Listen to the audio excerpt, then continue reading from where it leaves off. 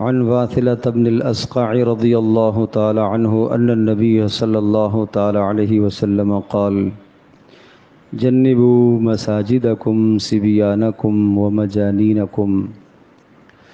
حضرت واثلہ بن اسقع رضی اللہ تعالی عنہ سے روایت ہے کہ رسول اکرم صلی اللہ تعالی علیہ وسلم نے ارشاد فرمایا، اپنے بچوں کو مساجد سے دور رکھا کرو، اور اسی طرح سے پاگلوں کو، مجنونوں کو بھی مسجدوں سے دور رکھا کرو، اور خرید فروخت کے معاملات کو بھی مسجدوں سے دور رکھا کرو،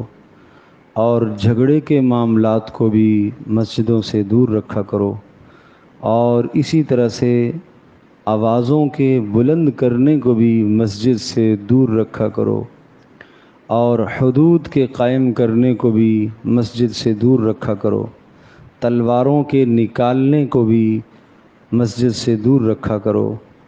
پیارے پیغمبر صلی اللہ تعالی علیہ وسلم نے اس مبارک حدیث میں مسجد کے چند آداب ذکر فرمائے ہیں۔ مسجد ایک عبادت کی جگہ ہے، اور صرف عبادت کی جگہ نہیں ہے، مسلمانوں کا ایک اسلامی بہترین مرکز ہے، جہاں مسلمان مل کر باجماعت نماز بھی ادا کرتے ہیں، اور جہاں مسلمان اللہ کا دین بھی سیکھتے ہیں۔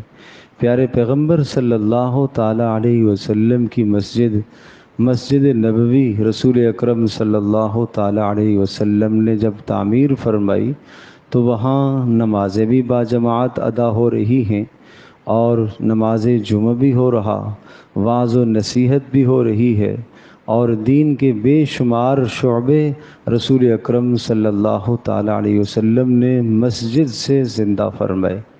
اور جب مسجد میں کام جتنا فعال ہوتا ہے تو اس کے اچھے اثرات پورے علاقے پر پڑتے ہیں، محلے پر پڑتے ہیں،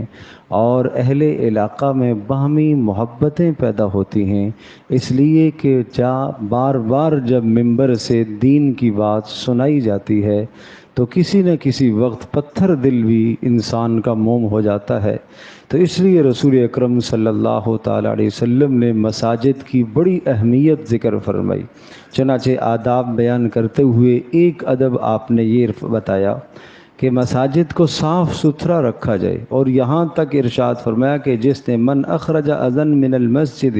جس نے مسجد سے کسی گندگی کو باہر نکالا، اس کے بدلے میں اللہ اس کو جنت میں ایک گھر عطا کرے گا۔ یہ صرف کام خادم کا نہیں ہوتا، جو آدمی دیکھے مسجد میں کوئی کوڑا کرکٹ کچرا کوئی بھی تنکا اس کو اٹھا کر باہر پھینک دے، یہ اجر کی بات ہے۔ باہر سے جو جوتے لے کر آتے ہیں مسجد میں، جوتوں کو جھاڑ کر صاف کر کے اندر لانا چاہیے، کہ باہر سے کی نجاست اور گندگی اور گندی مٹی وہ مسجد کے اندر تاکہ نہ گرے، ناپاک مٹی مسجد کے اندر نہ گرے، اس بات کا خیال رکھا جائے۔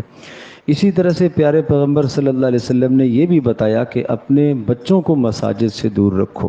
بچے تین طرح کے ہوتے ہیں، ایک تو وہ بچے جو بہت چھوٹے ہیں، جو مسجد کے ادب کو بالکل نہیں سمجھتے، مسجد کے تقدس کو بالکل نہیں سمجھتے، خاص طور پر ان کو نماز کے اوقات میں ہرگز مسجد میں نہ لایا جائے۔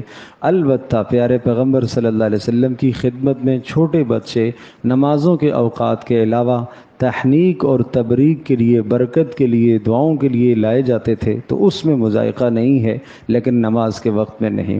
نمبر دو، دوسری قسم کے وہ بچے ہوتے ہیں جو ذرا بڑے ہیں، جو مسجد کے ادب کا خیال رکھتے ہیں اور آداب کا خیال رکھتے ہیں، تو سرپرستوں کو چاہیے کہ ایسے بچوں کو مسجد میں لائیں اور اپنے ساتھ کھڑا کریں، ایک کنارے میں کھڑے ہو جائیں، دیوار کی طرف بچے کو کھڑے کر کے ایک کنارے میں کھڑے ہو جائیں، تاکہ بچے کو کسی قسم کی شرارت کا موقع بھی نہ ملے۔ تیسری قسم کے بچے وہ ہوتے ہیں جو قریب البلوغ ہیں، ابھی بالغ تو نہیں ہوئے لیکن قریب البلوغ ہیں، تو وہ بچے اگر بڑوں کی صف میں کھڑے ہوں تو کوئی مذائقہ نہیں ہے، ان کو پیچھے نہیں کرنا چاہیے، انہیں کھڑے ہونے دینا چاہیے۔ اسی طرح سے فرمایا کہ مجنونوں کو، پاگلوں کو، دیوانوں کو بھی مسجدوں سے دور رکھا کرو، اس لیے کہ مجانین، مجنون اور دیوانہ بھی مسجد میں تقدس کا خیال نہیں رکھے گا، طہارت اور پاکیزگی کا خیال نہیں رکھے گا، تو تو ہر آدمی کا فرض بنتا ہے کہ مجنون و دیوانہ اگر کوئی آدمی مسجد میں آتا ہے، پاگل آتا ہے، تو اس کو ذرا پیار محبت سے مسجد سے باہر